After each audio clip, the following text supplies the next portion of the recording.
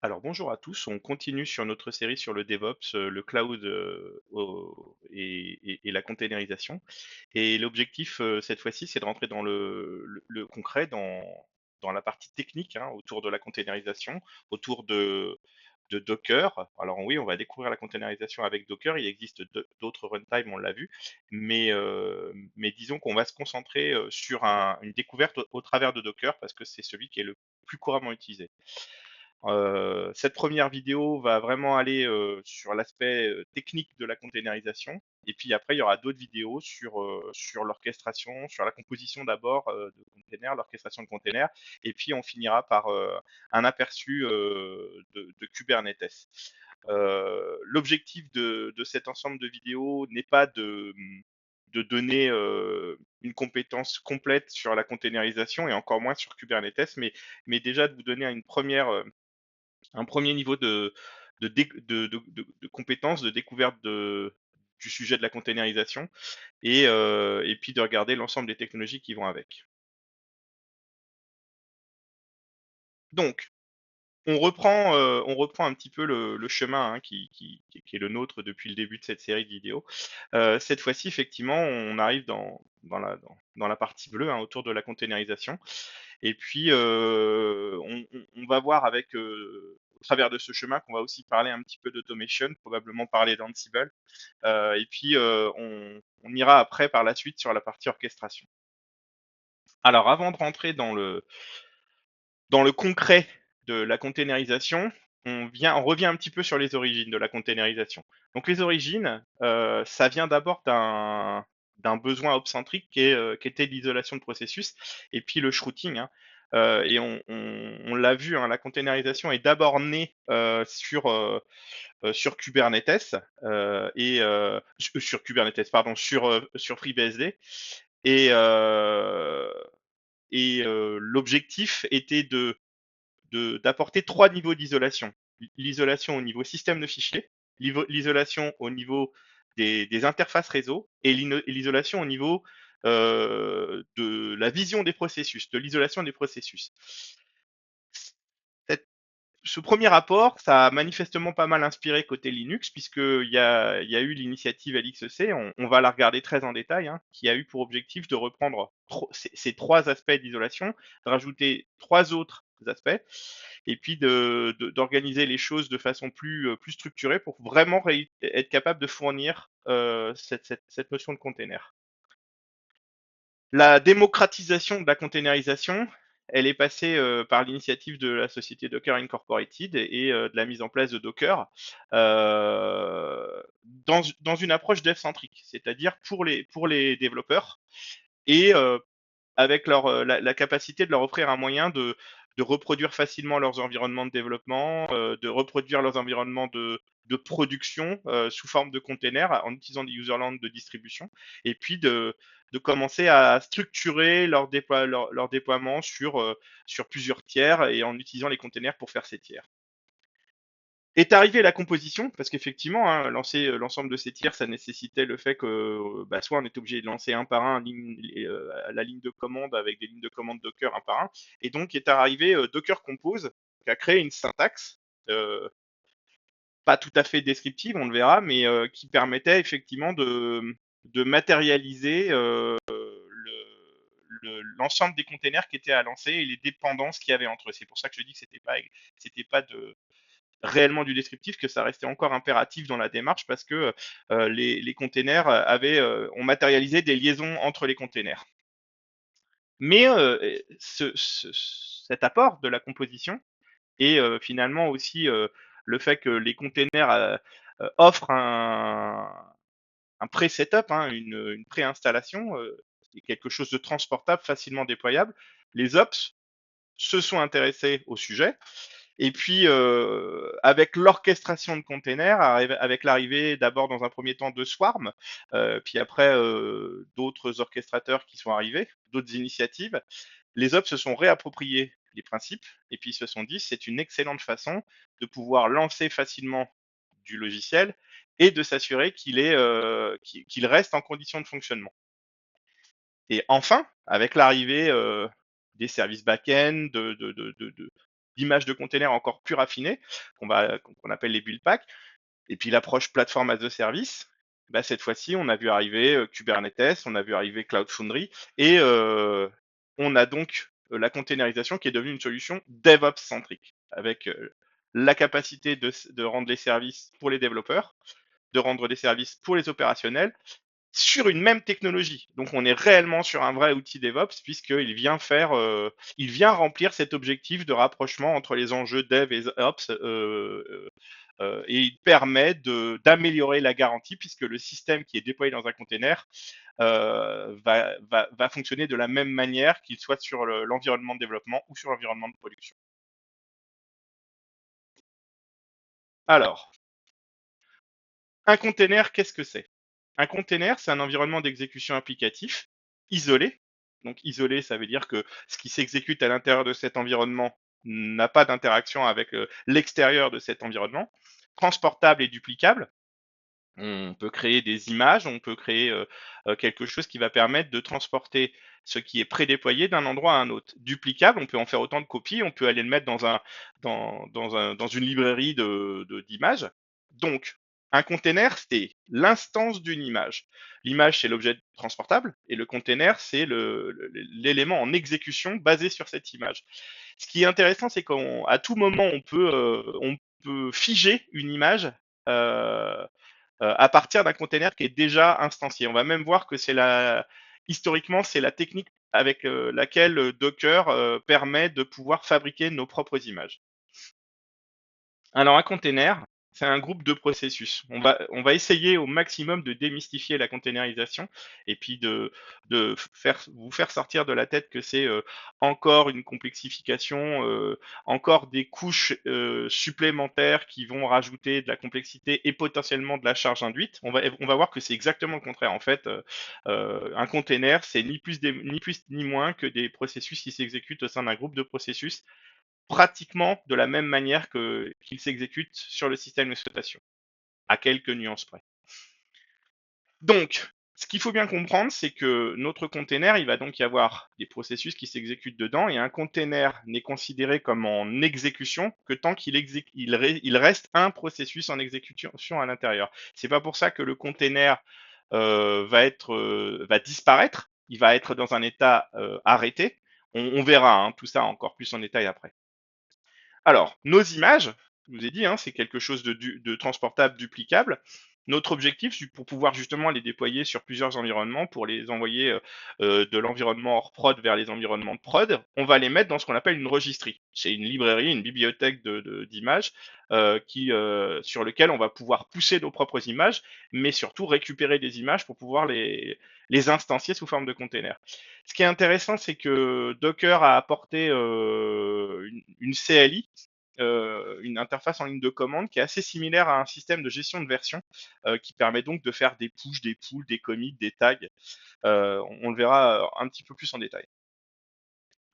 Un dernier aspect important de la containerisation qui est apparu aussi avec Docker, c'est la notion de couche, de layer en anglais. Et on va voir que qui dit transportable dit léger, et que la réponse qui a été produite pour la containerisation, c'est de créer les images couche par couche, et à chaque fois qu'une image est générée à partir d'une première image, les données de la première image ne sont pas dupliquées. On le verra en détail. Alors, un container, c'est pas une machine virtuelle. On revient un tout petit peu sur le concept de machine virtuelle. Sur un système, on a donc le hardware sur lequel est posé un système d'exploitation avec son noyau. Ça peut être du Linux, ça peut être du Windows. Et pour qu'on puisse exécuter une machine virtuelle dessus, il va falloir en plus rajouter ce qu'on appelle un hyperviseur. Et sur cet hyperviseur, on va réinstaller un système d'exploitation complet avec son noyau, son OS. Et donc, à chaque fois qu'on va vouloir faire tourner plusieurs machines virtuelles sur un même système, il va falloir autant de noyaux en exécution, et donc les ressources associées à l'ensemble de tout ce qui constitue la distribution ou le système d'exploitation. On peut potentiellement faire tourner sur une même machine Linux ou Windows, une Ubuntu, une FreeBSD, sans problème. La containerisation, c'est différent. On repart de notre hardware, effectivement, il nous faut encore un host OS, hein, c'est-à-dire un OS d'accueil. On va voir qu'on peut le faire de la façon la plus minimaliste possible, hein, juste, ce qui est nécessaire pour pouvoir, mettre en place, la libc, les éléments de runtime, de containerisation, les éléments d'orchestration de containers plus tard. Et puis, on va juste regarder un petit peu en détail. On peut faire de la containerisation sur un Windows, sur un Mac, mais alors comment ça va se passer? Je vous ai dit qu'en fait la containerisation, c'était quelque chose qui avait été créé sur le noyau Linux. Donc dès l'instant où on veut faire de la containerisation, Linux pour le coup, sur autre chose qu'un Linux, il va falloir qu'il y ait une VM, une machine virtuelle Linux sur le système Mac ou Windows pour pouvoir exécuter la partie containerisation associée au noyau Linux. Donc ça passe par effectivement Windows Hyper-V, par les couches de virtualisation de Mac ou QEMU sous Mac. Et puis après, derrière, on va donc avoir cet host OS Linux qui permet cette fois-ci d'être l'environnement d'exécution de la containerisation. Qu'est-ce qu'on va avoir besoin pour faire de la containerisation? On va avoir besoin d'un premier démon qui s'appelle. Alors, on va avoir besoin d'implémentation d'LXC, on va voir qu'elle est intrinsèque au noyau Linux. On va avoir besoin de containerd qui va servir de runtime, hein. Le runtime concrètement, c'est pas le démon Docker, hein. Le démon Docker, on va voir, il est fait pour recevoir les ordres de la CLI, mais en fait l'implémentation réelle du runtime, c'est containerd. Et donc effectivement après, on a ce démon Docker et l'interface en ligne de commande. Avec cette interface en ligne de commande, on va pouvoir demander l'instanciation d'une image pour créer un container. Et là où ça devient intéressant, la containerisation, c'est qu'il n'y a plus besoin de redonder un noyau. Le container va s'exécuter comme n'importe quel processus sur le système d'exploitation hôte, donc en utilisant le noyau du système d'exploitation hôte. Comment on fait pour pouvoir faire des containers un peu sophistiqués? On fait un rootfs avec l'ensemble des données, par exemple, d'un userland de distribution, une distribution Ubuntu. Et vu de l'intérieur du container, on va vraiment avoir l'impression d'être sur un autre système Ubuntu, puisqu'on aura tous les éléments d'isolation et tous les namespaces qui permettent de le faire. On va le voir très en détail après. Ce qu'on peut faire aussi, par contre, c'est qu'on n'est pas obligé d'utiliser des rootfs complexes comme ceux d'une distribution. On peut très bien avoir un container où il y a quasiment rien et juste le code de l'application à exécuter. Donc ça devient extrêmement léger. Alors, avant de commencer à aller faire des choses assez complexes, on va commencer par le B.A.B.A. Et le B.A.B.A, pour fabriquer une image, on a besoin d'un fichier qu'on appelle Dockerfile. Alors maintenant, avec l'Open Container Initiative, on peut l'appeler Container File aussi. L'ensemble des runtime compatibles OCI supportent les deux syntaxes. Et puis, on va avoir une syntaxe c'est un fichier texte dans lequel il y a une syntaxe assez particulière. La première ligne qu'on trouve systématiquement dans un Dockerfile, c'est un from, c'est-à-dire à partir de quelle image je veux construire mon image. Et il y en a une qui est fournie, un rootfs vide en fait, hein, qui est fourni par LXC et puis par Docker, hein, pour le coup, qui s'appelle Scratch. Et donc, l'exemple le plus rudimentaire qu'on peut faire, c'est from scratch, je pars d'une image vide et j'y pose des choses. Donc pour y poser, on va pouvoir trouver des verbes comme copy, comme add. Donc là, j'ai utilisé un add, hein. Je fais add hello. Alors moi, mon programme hello, va falloir que ce soit un binaire statique, hein, c'est-à-dire qui ne fasse pas appel à des librairies partagées, parce que je vais le dire plusieurs fois sur le début, mais tout ce qui doit s'exécuter dans un container doit être dans le container.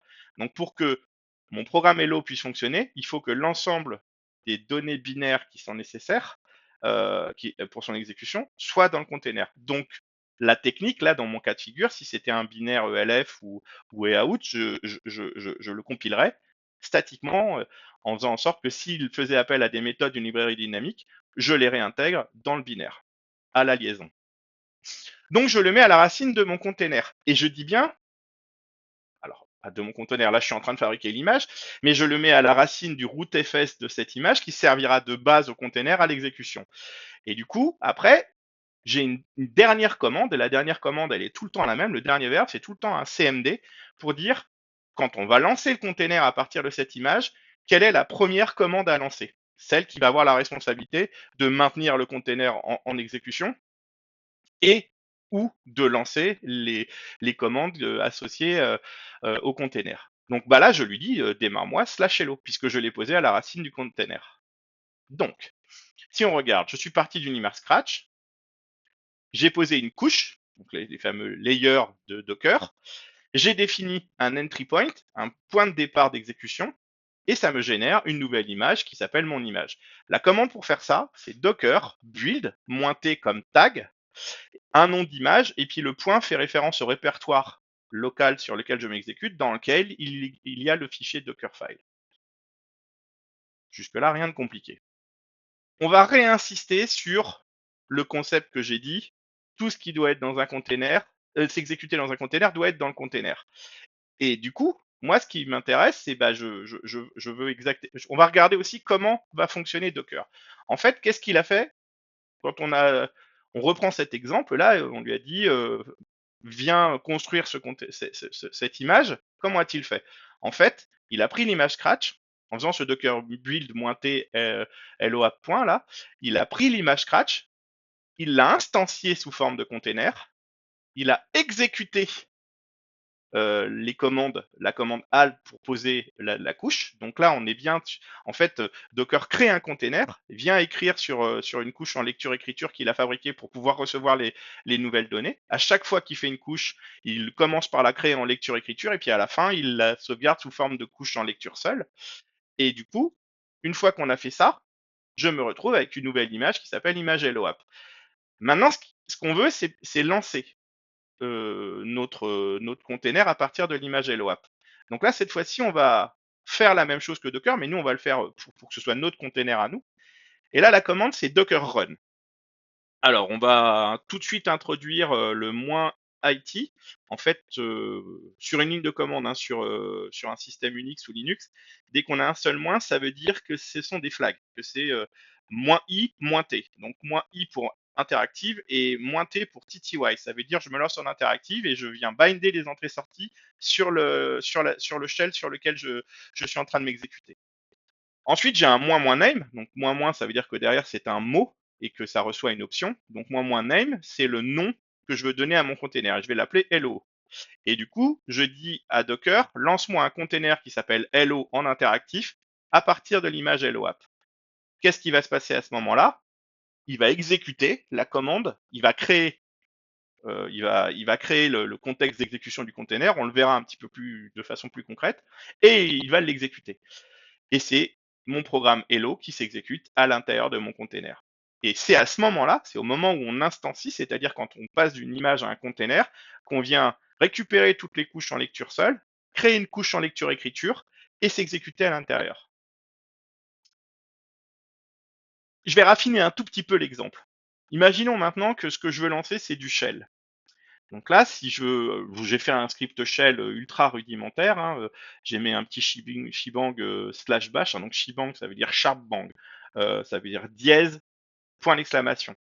La norme dans un système Unix ou Linux, c'est que les deux premiers caractères d'un fichier exécutable permettent de déterminer son format, si c'est du ELF, si c'est du EOUT, et ou si ça doit faire appel à un interpréteur pour être exécuté. Donc dès que dans la séquence de chargement de l'exécutable, on détecte dièse, point d'exclamation, on sait que ce qu'il va y avoir derrière, c'est une chaîne de caractères qui va finir par un retour chariot qui définit le chemin de l'exécutable à utiliser. Donc ça va occasionner un fork supplémentaire et ça va lancer cet interpréteur pour pouvoir exécuter. Alors, si vous avez l'habitude de faire vos propres script shell, d'habitude, vous mettez /usr, bin, bash ou /bin bash. Et là, je fais référence à un /bash. Ça veut dire que mon bash est posé dessus. Oui, bah, c'est ce que j'ai fait. Quand j'ai créé mon image, j'ai dit que tout à l'heure, quand j'avais posé mon hello, je l'avais posé à la racine. Bah là, pour pouvoir exécuter du shell, je vais avoir besoin d'un bash dans le container. Donc je suis venu, si on regarde ce que je vais faire dans mon Dockerfile, je vais écrire je vais copier mon programme shell hello, d'accord? Je vais copier un bin bash qu'il faut lui aussi il est nécessaire que lui aussi soit compilé statiquement, et que ce soit un BusyBox, hein, par exemple, je le prends de bin bash et je le copie à la racine. Donc le chemin dans le container, ça va bien être slash bash. Et après, je lui dis que je vais exécuter cmd slash hello. Faudra s'assurer qu'effectivement il a les droits d'exécution, hein, ce slash hello. Et puis, je vais lancer ça. Donc si on comprend bien, on se rappelle, hein, Docker, pour créer l'image, crée un container en faisant son build. Il vient y mettre l'ensemble des éléments nécessaires à l'exécution. Ça crée une image. Je lance cette image. Ça crée une couche en lecture-écriture, ça rapatrie l'ensemble des couches nécessaires, ça crée une couche en lecture-écriture qui permet l'exécution, et ça exécute le script. Donc si j'ai mon bin bash statique plus le script shell à l'intérieur du container et que le shebang qui correspond à l'interpréteur est bon, bah ça va fonctionner. Alors, le principe technique qui est caché derrière. On va regarder. On se rappelle, j'ai dit, ça vient de Jail. Jail, il y avait trois principes d'isolation. L'isolation du système de fichiers, hein, dans ce qu'on appelle un shroot, hein, le fait de changer, de créer une racine fictive. Il y avait les interfaces réseau et les PID. Qu'est-ce qui a été fait dans le noyau Linux? Première étape, Mount Namespace. L'approche a été une approche de virtualisation des nommages, c'est-à-dire au lieu d'accéder à une map statique de l'ensemble des ressources, à un nommage statique des ressources, on est venu créer un nommage virtuel et on peut substituer ce nommage dans certains contextes. Et c'est exactement ce que va faire la containerisation. Donc, je dois cacher la racine fictive. Donc en fait, le principe, c'est que je vais créer au lieu de fournir les informations, si un processus essaye de faire l'équivalent d'un mount ou d'un df, par exemple, pour regarder l'ensemble des systèmes de fichiers depuis l'intérieur du container, il ne verra pas la même chose que de l'extérieur. Parce que l'espace de nom ne dira pas la même chose. Deuxième espace de... Alors, à chaque fois, j'ai essayé de fournir une vulgarisation, hein, une petite accroche, une façon plus simple de vous expliquer. Donc là, le principe, c'est de faire un super shroot. UTS namespace. Alors lui, il permet de faire en sorte que dès qu'on va vouloir faire une résolution de nom sur le système, cette résolution de nom ne va pas donner la même chose à l'intérieur et à l'extérieur du container. En gros, un super resolver. Celui-ci, c'est pas un namespace, c'est quelque chose qui matérialise de façon très concrète la containerisation, ce qu'on appelle les control groups. Un control group, c'est un groupe de processus, et l'avantage de l'implémentation de control group dans le noyau Linux, c'est qu'on a pu permettre que ce control group ait sa propre gestion des ressources. Qu'on puisse effectivement faire en sorte que les processus qui s'exécutent à l'intérieur d'un control group, on va garantir qu'ils ne pourront pas monopoliser plus de ressources que ce qui est spécifié dans le contexte du control group. Bah, c'est exactement ce qu'on veut dans le cadre de la containerisation, parce qu'on veut que l'isolation, elle y aille jusqu'à s'assurer que ce qui s'exécute dans le container ne peut pas occasionner des conséquences non sollicitées, non prévues à l'extérieur du container, parce qu'on va vouloir en faire cohabiter plusieurs. Donc on va pouvoir faire du shaping, de la limitation de ressources, et ainsi de suite. Pour faire simple, on va parler d'un super ulimit. Sauf que c'est effectivement ce ulimit est contextualisé à l'intérieur du cgroup. IPC namespace. Évidemment, si jamais vous mettez en place de l'isolation et que un processus qui s'exécute à l'intérieur du container peut avoir accès à la mémoire partagée d'autres processus à l'extérieur du container, elle est belle l'isolation. Donc effectivement, pour tout ce qui va être sémaphore, message queue, shard memory, IPC et ainsi de suite, tout ce qui est du domaine de la mémoire partagée, il va falloir effectivement que la visibilité à l'intérieur du container ne soit pas la même qu'à l'extérieur. Donc, on peut considérer que c'est une super shard memory. Net namespace. Celui-ci, j'insiste énormément parce qu'on a fait les 12 factors ensemble sur la dernière vidéo. Et puis, on a dit, hein, dans le cloud, tout devra être, tout composant va devoir exposer ses services au travers d'un binding, d'une association sur un port TCP. Donc évidemment, la containerisation, il va être nécessaire qu'on reproduise tout l'aspect réseau. Et on va voir que l'objectif même, ça va être de la simplifier à l'extrême pour qu'elle soit cachée, sa complexité soit cachée pour les développeurs, et puis que sa mécanique soit la plus automatisée pour les opérationnels. Donc Net Namespace, bah, ça fournit des interfaces réseau virtuelles, des ports TCP attachés à ces interfaces réseau, une table de routage spécifique, des règles de firewalling, une visibilité sur la règle de firewalling spécifique à l'intérieur du container, une vision sur les ressources via Procnet un peu différente, et puis une interface par défaut qui forcément est limitée aux interfaces virtuelles du container et pas à l'ensemble des interfaces du système. On va simplifier, c'est un peu un super IP, super if config, hein, pour ceux qui sont un peu plus anciens. PID namespace. Donc là, on est en train de retrouver on a vu Net namespace et Moon namespace, on a le troisième élément qui était présent dans Jail et qui a donc été implémenté dans LXC, c'est l'isolation de la liste des processus et de l'identité des processus. Donc là, bon, voilà, en gros, un processus à l'intérieur du container ne verra pas son véritable ID, mais verra un ID spécifique. C'est important ce que je viens de dire. Il ne faut pas croire qu'un processus qui s'exécute à l'intérieur d'un container ne sera pas visible en lui-même à l'extérieur du container. Sur le système hôte, on voit les containers comme si c'était de simples containers et avec les vrais ID pour le coup. Pas l'ID qui est défini dans le namespace PID et qui est spécifique au contrôle groupe dans lequel s'exécutent les processus. Ça correspond à une commande super PS ou un super slash proc.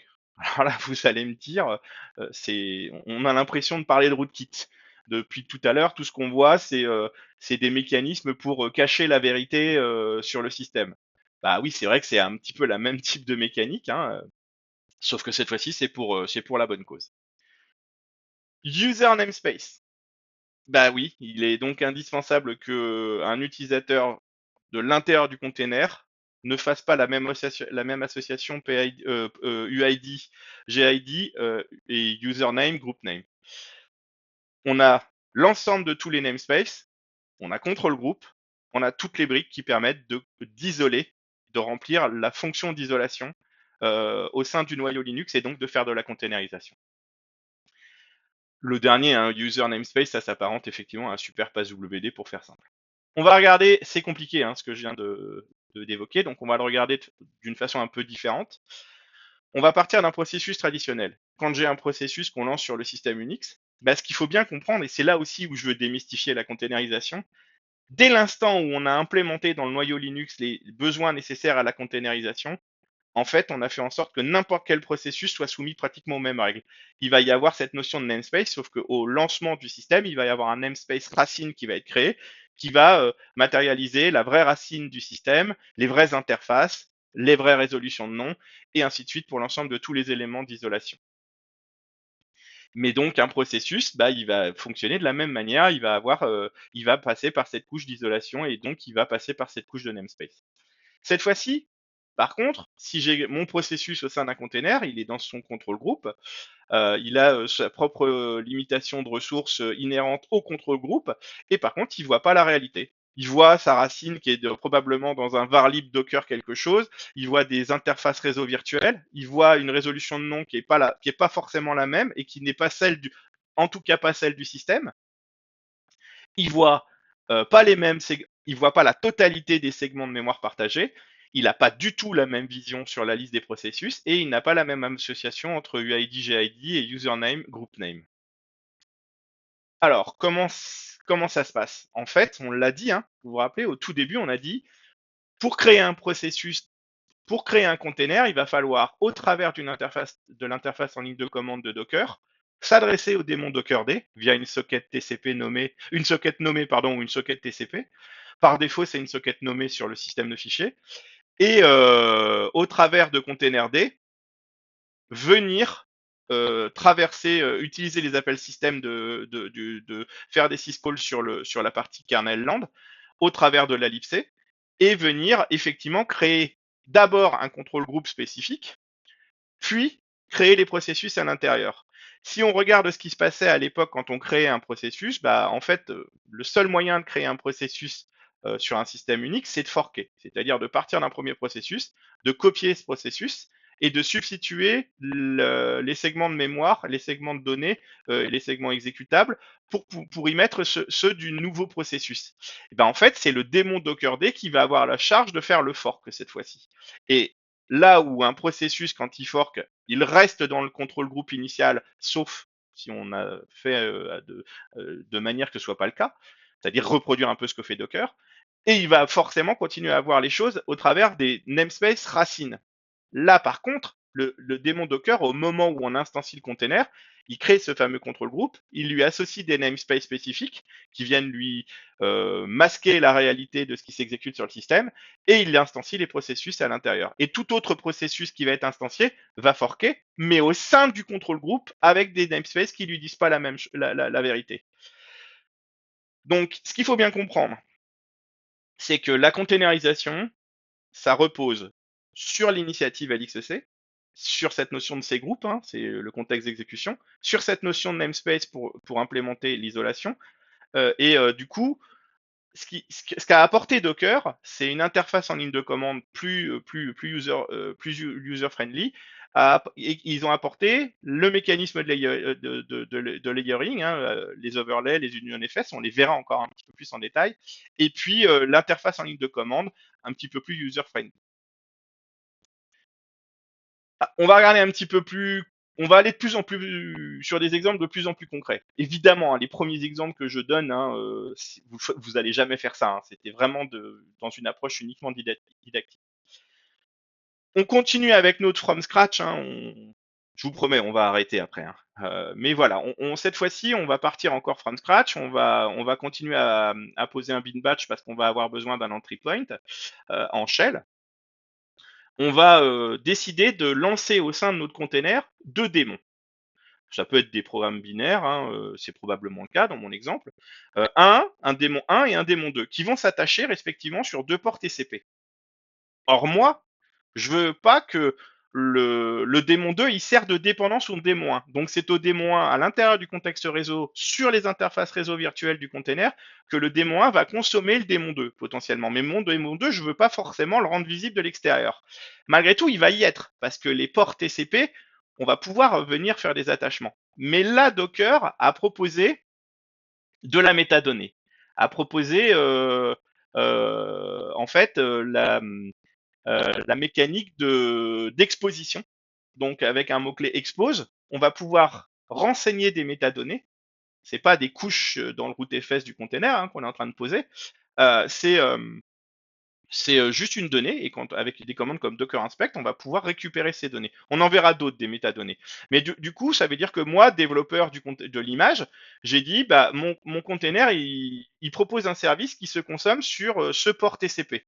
Même s'il y en a 2 qui vont être réellement bindés dans le container, bah, moi, je documente ce que j'ai fait en exposant ce port-là. Je fais pareil, hein, cmd bin bash entry point. Alors là, ceux qui regardent bien vont se dire, tiens, CMD, en fait, ça reçoit un tableau. Bah oui, parce qu'en fait, vous avez déjà, pour ceux qui ont développé, vous avez déjà utilisé argc, argv. En fait, vous savez que tous les éléments d'options, de commandes et de paramètres qui sont passés à un programme sont considérés comme une liste. Bah, Docker a refait exactement la même chose. Donc CMD, bah, on matérialise ça sous forme de liste. Donc, imaginez, je build une image monap à partir de ça, hein, en faisant la commande docker build qui va bien, qui est en bas là. Et puis, bah, je vais vouloir lancer un container à partir de ça. Donc là, on va regarder la ligne un petit peu plus en profondeur. Donc déjà, on voit qu'on a un moins name. Hein. Alors, il manque un petit moins, pardon. Il faudrait que ce soit moins name. Un moins name app pour dire que mon container va s'appeler app. Et puis après, on a moins volume, moins detach et moins publish. Donc on va essayer de les regarder un peu en détail. Moins detach, on va commencer par celui-ci. Moins detach, ça veut dire qu'il va se lancer en tâche de fond. Les démons vont s'exécuter en tâche de fond. Donc au lieu de faire comme on l'a fait tout à l'heure un moins IT, bah là cette fois-ci on va lancer en moins detach qui va lancer le container en tâche de fond et ça va me rendre la main sur mon système hôte quand je vais le lancer. Et là, on va aller regarder, on va commencer à montrer ce qui se passe quand on lance. Bah, déjà, le container est créé avec un volume racine, hein, avec son routefs, qui est fabriqué en union. Alors ce mécanisme en union, on va le redétailler après, hein, ça va permettre de pouvoir faire l'agrégation des couches en lecture seule et d'une couche en lecture écriture. Et c'est créé au moment c'est créé au moment de l'instanciation du container et ça persistera pendant toute la durée du cycle du vie container. Pas forcément quand il est ça va pas disparaître quand il s'arrête, ça peut, on le verra, mais même s'il est stoppé, ça va être persisté, sauf si on lui a dit explicitement de ne pas le faire. Maintenant, on a notre moins volume. Bah en fait, qu'est-ce que ça veut dire? Ça veut dire que, et ça c'est une fonctionnalité qui est très intéressante, on peut venir binder, monter un répertoire ou un système de fichiers à l'intérieur du container depuis le système racine. Et donc, par exemple, là, je lui dis que je veux venir associer le répertoire local sur mon système hôte à l'intérieur, venir le binder à l'intérieur de mon container. Alors, plus on va monter dans les principes du cloud et de la containerisation orchestrée, plus on verra que ce genre de choses devra quand même être limité, parce que ce qu'on appelle un stateful, ça permet de sauvegarder de la donnée et donc de maintenir de l'état sur le système de fichiers. Donc on verra qu'il y a des limites. Maintenant, on va regarder le deuxième, celui qui nous intéresse, le moins publish. Tout à l'heure, j'ai dit que expose, euh, c'était une métadonnée. Bah, en fait, si par exemple vous utilisez un IDE comme VS Code et ainsi de suite, ils vont faire de l'introspection sur l'image du container pour savoir ce qu'il met à disposition. Et c'est comme ça qu'ils vont être capables de générer automatiquement la ligne qui va bien, la ligne de Docker Run qui va bien pour venir déployer un container avec le service qui devait être attaché. Potentiellement, il peut y avoir plusieurs expos et ça va permettre de faire autant de publish qu'il y a d'expos nécessaires de proposer dans le Dockerfile. Et donc, ce publish, il vient attacher le port TCP de l'interface virtuelle du container, d'une des interfaces virtuelles de l'interface virtuelle du container, sur le port TCP d'une interface physique en bridge, bridgé sur le système. Et cet attachement, on le verra, bah, ça se fait via une translation d'adresse. Donc là, bah, l'avantage, c'est que je peux fabriquer un container dans lequel les choses sont prédéployées et en une seule ligne, je peux y injecter des données au moment du runtime et je peux le rendre disponible sur le système comme si c'était un programme qui était déployé sur le système. Potentiellement, on verra qu'on pourra mettre des containers pour plein de choses. Justement, prenons un exemple, un premier exemple, et puis on va essayer d'en trouver d'autres, hein, des plus un peu plus modernes. Là, je suis parti sur Apache PHP. Et en plus, effectivement, vous allez le voir sur cet exemple, j'ai voulu illustrer aussi le fait qu'on pouvait potentiellement adapter les containers. On peut utiliser un container qui est fabriqué par quelqu'un d'autre et venir l'adapter. C'est exactement le cas de figure. J'utilise une image qui s'appelle PHP 8.2 Apache, d'accord? Alors effectivement, hein, souvent on a ces tags un petit peu plus raffinés avec le socle sur lequel on est déployé. Des fois c'est le userland, Alpine ou Ubuntu ou Debian quand c'est un programme qui s'exécute. Là, dans notre cas de figure, on veut PHP qui est fait pour fonctionner sur de l'Apache. Donc, il y a un nouveau mot-clé, tiens, un nouveau mot-clé qu'on voit arriver, mainteneur, hein, qui permet de spécifier un nom de mainteneur, une adresse mail de mainteneur. Encore une fois, c'est une métadonnée. Et donc, je suis parti de cette image PHP. J'ai surchargé une métadonnée, une information. J'ai posé mon propre VHOST par défaut, que je suis allé poser dans le répertoire conventionnel sur un système Debian, sur un stream Debian ou sur une Ubuntu, dans lequel on trouve le VHOST par défaut. J'ai remis expose, j'aurais très bien pu ne pas le mettre puisqu'il était présent sur l'image. J'expose exactement le même. Et puis je lance mon Apache d'une manière particulière. On va le détailler un peu, hein, ce -d foreground, pourquoi on fait ça. Et puis bah, je me suis fait mon fichier de conf à moi dans lequel là j'ai mis des choses complètement standards, mais du coup je peux spécialiser mon serveur admin, je pourrais très bien spécialiser d'autres informations, je pourrais mettre des façons de loguer différentes, je pourrais mettre mes conventions à moi. C'est pour ça que je vous montre effectivement C'est pas parce que vous utilisez un container préfabriqué par quelqu'un d'autre que vous pouvez pas le raffiner. C'est tout l'avantage de la containerisation. Là où ça devient super intéressant, c'est que du coup, maintenant, on va lancer ce container. Donc, pour le builder, effectivement, il fallait mettre le Dockerfile au même niveau que le VS, le fichier du VS par défaut, faire son build. Et puis après, je fais mon Docker run. Donc, moi, MyApp, je lance un container qui va s'appeler MyApp. Je monte le volume qui correspond à du code. Donc, j'ai pris le code d'une application que j'ai fait moi, en PHP, HTML, CSS, JavaScript, là, qui est dans ma home, hein. Donc, je peux très bien lui dire, c'est de moins volume, tilde home, qui fait référence à ma home, slash code, monté dans le var public qui correspond au document route défini dans le vhost. Et après, je lui mets moins detach pour qu'il se lance en tâche de fond, moins publish 80-80 sur l'image RGE MyApp. Et ben là, j'ai un serveur web qui tourne et qui expose mon application en PHP euh, directement sans avoir à déployer Apache sur mon système, déployer et configurer PHP et ainsi de suite. Une fois que vous aurez fini ce cycle de vidéo, vous ne déploierez pratiquement plus jamais un logiciel autrement que par la containerisation. Parce que les choses vont se faire soit en une ligne de commande, soit en un fichier de description exécuté au travers d'une ligne de commande quand on verra compose ou swarm. Alors, je reviens un tout petit peu sur mon mécanisme de couche et d'union. Comment ça fonctionne? En fait, on l'a dit, une image, c'est un ensemble de couches. L'image, en fait, le tag, c'est un fichier JSON enfin, c'est une structure JSON dans lequel on a l'ensemble de toutes les couches nécessaires au container avec leur fingerprint. Et puis, elles sont toutes positionnées dans l'ordre dans lequel elles doivent être montées, structurées quand on va faire l'instanciation de ce routefs pour exécuter un container. Au moment de l'exécution, bah, on prend ces couches, on vient y mettre une couche en lecture-écriture, et potentiellement, bah, dans mon cas de figure, j'ai décidé de modifier mon fichier 3, j'ai décidé de supprimer mon fichier 4, et j'ai décidé de rajouter un fichier 5. Donc en fait, le mécanisme par union me permet de voir à la fois les fichiers qui sont dans les couches qui sont en dessous, les couches sous-jacentes, de me fier à la version modifiée du fichier s'il est modifié dans la couche read and write.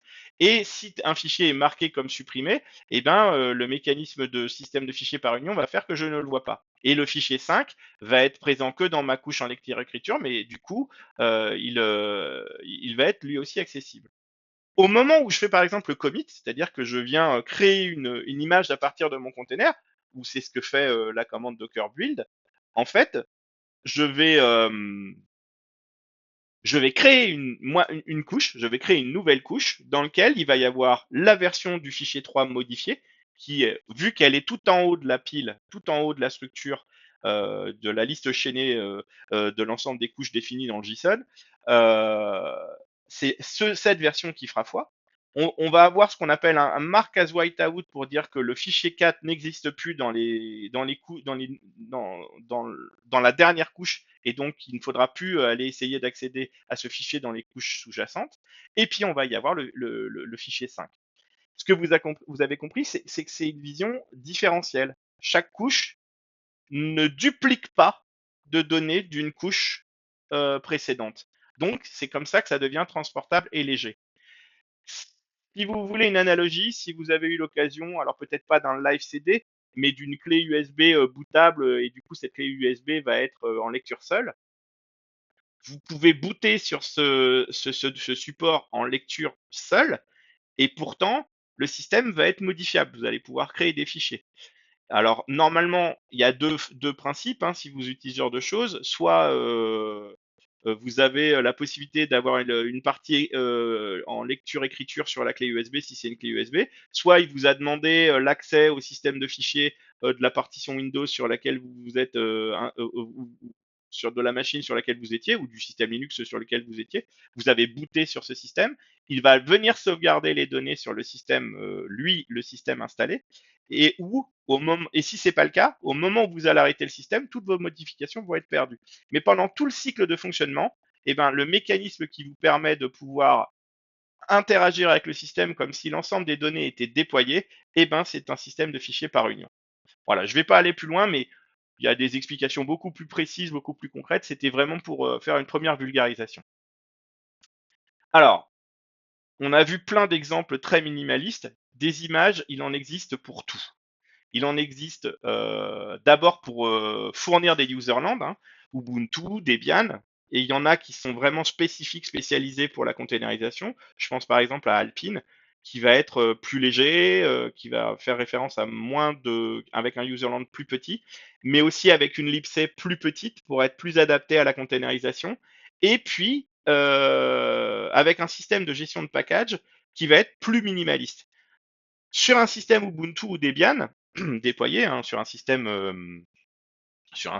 hôte, hein, bah le système de packaging, on va l'utiliser pour déployer du logiciel, mais on va aussi l'utiliser pour mettre à jour, revenir en arrière. Donc forcément, les mécanismes, l'ensemble du périmètre fonctionnel du système de gestion de package va être assez complexe. Alpine, il ne propose que la capacité de déployer du logiciel. Mais ça, c'est strictement nécessaire et c'est suffisant. Et il ne faut jamais mettre à jour un container. Les mécaniques lift and shift, on va en parler un peu après, mais on va voir que c'est des mauvaises pratiques. Donc, quand vous allez quand vous voulez mettre à jour un container, en fait, vous refabriquez le container, vous rebuildez votre container. Donc, Alpine ne propose que les commandes qui permettent de faire la partie installation avec APK. À partir de ces userlands, les plus minimalistes possibles, on va fournir des containers pour des serveurs HTTP, des serveurs web, des serveurs applicatifs, Nginx, Apache, Tomcat, Rails, Spring, Node. On va aussi avoir des containers qui sont faits pour être des runtime pour des langages, avec le langage et l'ensemble de ses librairies, tout le contexte d'exécution, de bundling qui va avec, et ainsi de suite, la capacité à faire du version management, du package management, toutes les librairies qui seront nécessaires pour faire la gestion globale de tout le langage, vont être préinstallées dans le container. Python, Ruby, Java Temurin, et ainsi de suite. On va avoir forcément des containers pour les middleware, pour tout ce qui va être base de données, middleware orienté message, Maria, Mongo, Redis, Rabbit, Kafka. Vous avez des containers pour pratiquement tous les middleware. Vous allez avoir des containers pour la gestion des logs, on l'a vu et on le verra encore plus. Le cloud, c'est un monde ultra volatile. Donc les données de journalisation des containers, vu que le container il va pouvoir être schedulé, on le verra plus tard, mais donc arrêté d'un côté, redémarrer d'un côté, potentiellement les données du container qui a été arrêté, supprimé, on va pas les retrouver sur le nouveau, sur un autre nœud, sur un cluster par exemple. Il va donc falloir en permanence qu'on gère les logs et qu'on les centralise dans un open search avec un Kibana par exemple, et puis au travers de containers outils comme FreeHand. On le regardera un petit peu plus précisément ce use case. Vous avez aussi des containers pour des applications complètes, complètement déployées. Vous allez avoir par exemple des projets comme Nextcloud, comme Redmine, qui fournissent leur logiciel sous forme de container. Il y a beaucoup d'entreprises qui ont arrêté de fournir leur logiciel autrement que par container, parce que l'avantage c'est que c'est prédéployé, c'est beaucoup plus facile pour l'utilisateur d'exécuter une commande ou un Docker Compose ou un Docker Run, ou lui permettre aussi la possibilité de l'installer dans le cloud facilement, plutôt que de fournir un mode opératoire ultra complexe avec toutes les briques logicielles en dépendance. L'avantage en plus, c'est que on le verra, hein, quand on va adopter l'approche Docker Compose, ça va permettre de pouvoir déployer le logiciel et toutes ses dépendances sous forme de container. On le verra, hein, typiquement des Redmine ou des Nextcloud, la base de données d'un Nextcloud ou d'un Redmine ne sera pas dans le container Nextcloud ou Redmine. Ça va faire référence à un container base de données qui sera composé pour venir fabriquer l'applicatif. Quand on va partir en production, il va falloir superviser, il va falloir mettre de l'observabilité sur tout ça, hein. Donc on va avoir arriver des choses qui sont assez prêtes, qui ont été prévues pour graviter dans des écosystèmes containerisés. Prometheus avec Alert Manager, et puis l'interface de dashboard Grafana, et puis Sea Advisor, Container Advisor qui va qui va permettre de superviser et de surveiller les containers à l'intérieur d'un cluster, d'un runtime de containerisation. Le dernier qu'on va évoquer, c'est que je dis depuis le début, c'est volatile, c'est dynamique. Il va falloir qu'on ait des systèmes de proxy, des systèmes de routing qui vont nous permettre d'aller au maximum du bénéfice de cette dynamicité. Et puis typiquement, on va regarder des choses comme trafic. Alors, quand je disais tout à l'heure, la commande CLI de Docker, c'est quelque chose qui ressemble à un système à une commande de gestion de version. Bah, au niveau des images, c'est tout à fait exact. On va avoir des commandes comme push-pull qui permettent de soit pousser une image vers une registrie, soit de la récupérer. On va avoir commit tag. Et puis après, par contre, dès qu'on va être dans la partie exécution du container, bah là, on va avoir des commandes qui sont finalement assez proches de ce qu'on trouve dans un système D, dans un système de gestion de service avec start, restart, et puis carrément avec la commande PS pour analyser les processus. C'est donc plus des processus, mais c'est des containers. Donc ça va être des groupes de processus. Et puis, bah, on va avoir des choses pour pouvoir supprimer une image, supprimer un container si on l'a arrêté, par exemple, et puis la commande build pour les fabriquer. On va continuer avec un certain nombre de mises en évidence des principes techniques de façon un peu plus explicite. Et puis on finira après sur 2 slides pour parler un petit peu du prototype de la commande. Alors, ces éclairages sur Docker que je voulais faire avec vous. D'abord, bah, Docker Pool. Voilà, Docker Pool Ubuntu Latest. Qu'est-ce qu'elle dit cette commande? Elle me dit, bah, je vais chercher l'image Ubuntu Latest dans une registrie. Alors, vu que là, j'ai pas de fully qualified domain name, le fonctionnement par défaut de Docker dans ces cas-là, c'est d'aller chercher sur ce qu'on appelle le Docker Hub. Il va chercher sur une grosse registrie publique sur laquelle il y a des images pour tout. Et donc, il me dit, bah, je rapatrie depuis librairie Ubuntu, il rapatrie les couches qui sont nécessaires. Il me dit, bah voilà, j'ai rapaché toutes les couches. Et puis, du coup, tu as une image qui vient de Docker.io library Ubuntu Latest. Alors, ce Latest, il faut bien comprendre que Latest, ça ne cache pas un mécanisme de mise à jour automatique. Si vous rapatriez une image Latest, elle va être Latest jusqu'à preuve du contraire. C'est-à-dire que vous l'avez rapatriée. Si pendant ce temps-là, de l'autre côté, sur le registre, il y a quelqu'un d'autre qui met à jour l'image, et il y a beaucoup de projets qui utilisent ce tag Latest, en fait, ça va pas vous garantir que vous allez tout le temps avoir la bonne image, la dernière à jour. Et en plus, s'il y a 6 mois qui s'est passé, il y a peu de chances que vous sachiez, que vous vous rappeliez quelle était la version que vous aviez récupérée. Donc dès que vous êtes en dev, c'est pratique, que vous faites du test, que vous avez besoin de quelque chose rapidement et que vous voulez quelque chose de frais et rapidement, bah, la test, ça vous garantit de récupérer du frais rapidement. Par contre, quand vous allez partir en prod, il faudra plus utiliser la test. C'est une très mauvaise pratique. Il faudra préciser une version fixe, précise, et ça d'ailleurs c'est un des principes qu'on voit dans les 12 factors, cachés derrière dependency. Dans un fichier de dépendance, on n'a pas que le nom du logiciel en dépendance, on a le logiciel ou la librairie et sa version, ou avec des mécanismes de version souple. D'accord? Bah, faut faire pareil avec Docker. Va falloir faire en sorte que l'ensemble des artefacts qu'on utilise soient bien versionnés avec une version bien précise pour que la matérialisation de la dépendance soit complète. On continue un tout petit peu et on va introduire, je l'ai un peu évoqué tout à l'heure, l'option "-rm". Potentiellement, bah, je vais exécuter un Docker run sur un userland Ubuntu. Alors vous voyez, on peut passer une commande derrière pour dire que je lance mon Ubuntu et que le processus que je veux, c'est un bash. Et je lui dis Docker run -rm-it Ubuntu latest en bash. Ça veut dire lance-moi un userland Ubuntu avec un bash et lance un bash dans un userland Ubuntu, pour le dire différemment, en interactif. Donc ça veut dire que je vais m'attacher au niveau de mon shell dans ma session, je vais m'attacher sur le bash du container. Et donc la sortie standard, l'entrée standard et la sortie d'erreur va être attachée sur mon shell. Donc je vais donc être finalement dans mon container. Et ce "-rm" dit que dès l'instant où je vais quitter ce bash, c'est-à-dire le processus de maintien du container, le container va être supprimé automatiquement. Donc Là, je voyais, hein, je fais ma commande, je me retrouve dans, j'ai un prompt qui s'affiche, route avec l'ID du container.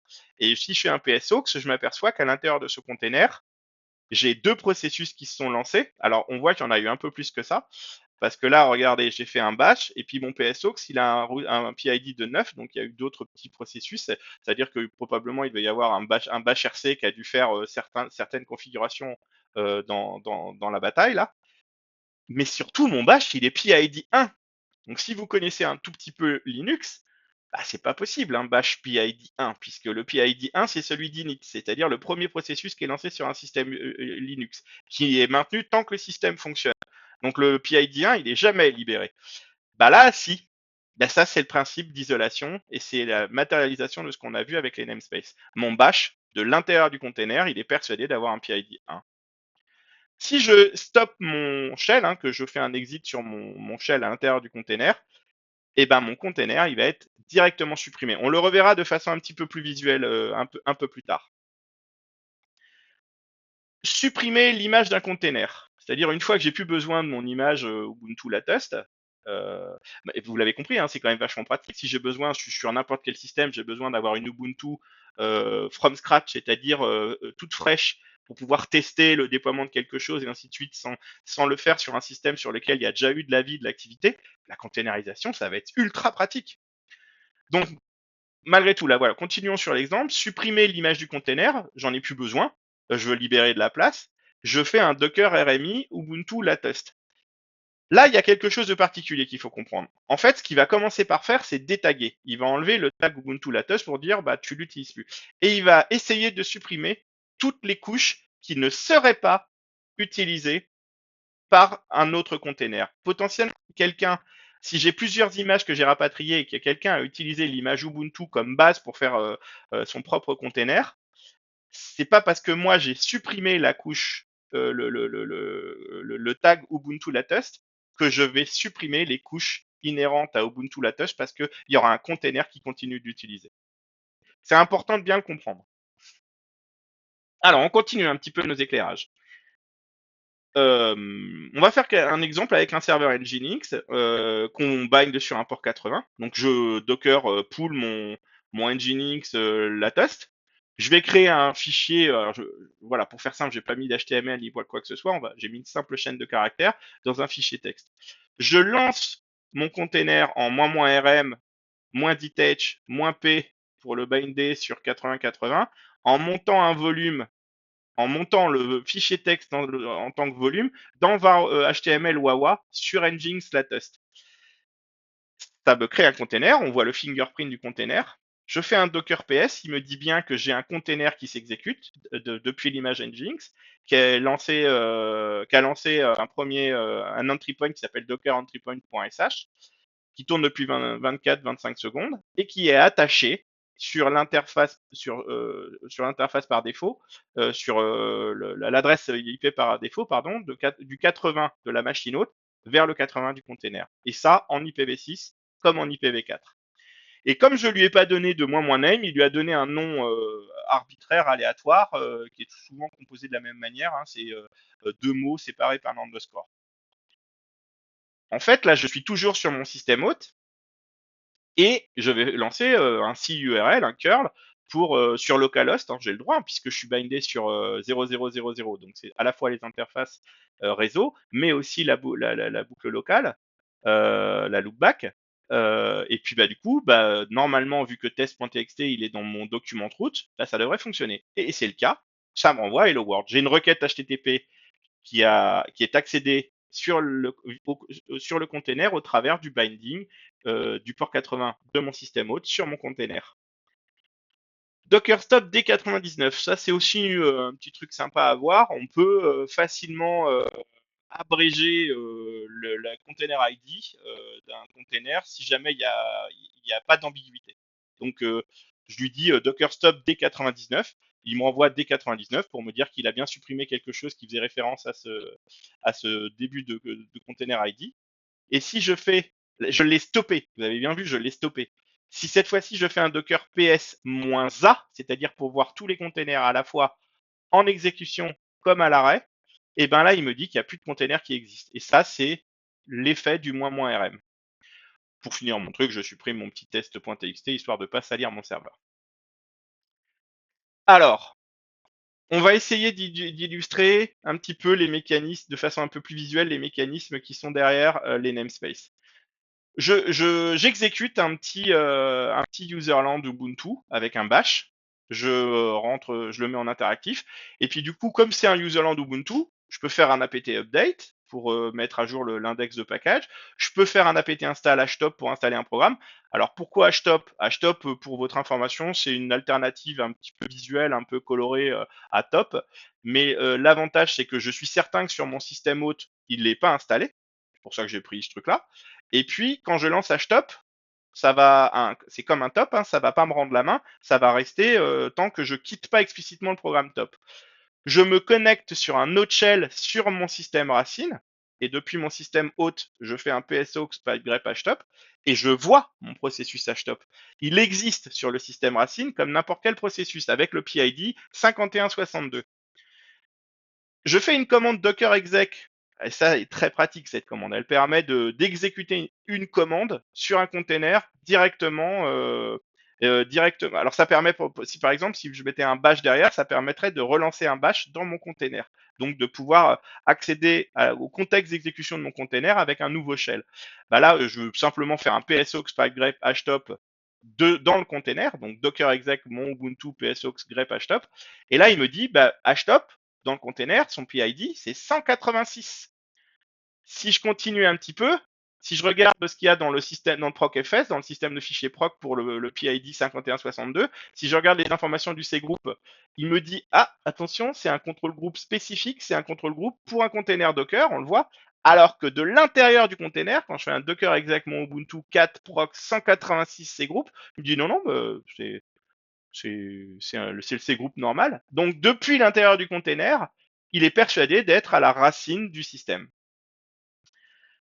Je quitte htop et je ferme mon shell. Donc là, je refais un docker ps-a. Et puis, bah, je vois par contre que comme j'ai pas mis de -rm, bah, cette fois-ci, mon container, il est toujours présent, sauf qu'il est à l'état arrêté. Et il va falloir que je fasse explicitement un docker rm pour le supprimer. Je peux mettre le nom du container ou l'id du container. On va faire un dernier petit éclairage. Et puis cette fois-ci, on va regarder un exemple pour matérialiser les bindings.